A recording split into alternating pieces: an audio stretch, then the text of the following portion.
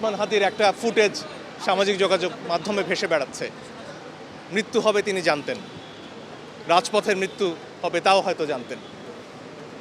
হাদি ভাই বলেছিলেন মৃত্যু হবে তাতে তার আপত্তি নেই, তাকে হত্যা করা হবে আপত্তি নেই, যাতে ন্যায় বিচার হয়, যাতে তার হত্যাকারীদের বিচার হয়, যাতে সামনে বাংলাদেশ এমন একটা দেশ হয়ে ওঠে যেখানে মানুষ ন্যায় বিচারের ওপর ভরসা রাখতে পারে।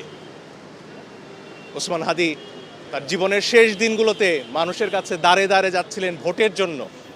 একটা নির্বাচনের স্বপ্ন দেখেছিলেন হাদি, দেশে গণতন্ত্রের স্বপ্ন দেখেছিলেন হাদির মতো আরও অসংখ্য মানুষ জীবন দিয়েছেন এর জন্য নয় যে গতকালকার রাতে আমার আরেক বোন, আমার ভাইয়েরা একটি ভবনের ছাদে উঠে নিঃশ্বাস নিতে পারবেন না, বলবেন হয়তো পরিবারের সাথে আর দেখা হবে না। ওসমান হাদি এমন বাংলাদেশের স্বপ্ন দেখেননি।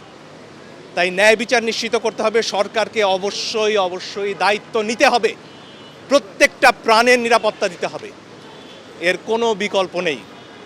এবং আমাদের সবাইকে, বিশেষ করে গণমাধ্যম কর্মীদের সামনে আসতে হবে। আমাদের দায় শুধুমাত্র পর্যবেক্ষকের নয়, সেই দায় থেকে বেরিয়েই আমরা জুলাই অভ্যুত্থান করেছি। এবং এরপরেও যখন যেখানে মানুষকে হত্যার আয়োজন করা হবে ক্ষুদ্র স্বার্থসিদ্ধির জন্য, সেখানে আমাদেরকে শুধু পর্যবেক্ষকের ভূমিকায় নয়, আমাদেরকেও রুখে দাঁড়াতে হবে। আমরা আইনের শাসন চাই, ন্যায় বিচার চাই, গণতন্ত্র চাই, এবং সবার উপরে হাদি হত্যাকাণ্ডের বিচার চাই। যাদেরকে পালিয়ে যেতে দেয়া হয়েছে, কেন পালিয়ে যেতে দেওয়া হলো তার উত্তর চাই। তাদের দায়িত্ব নিতে হবে। এ দায় গণমাধ্যমের নয়, কোনো গণমাধ্যমের নয়, সরকারের। এবং সরকারকে অবশ্যই বিচার নিশ্চিত করতে হবে। এবং একই সাথে এখানে যারা আগুন দিয়েছে, যারা উস্কানি দিচ্ছে, তাদেরও বিচার নিশ্চিত করতে হবে। ধন্যবাদ।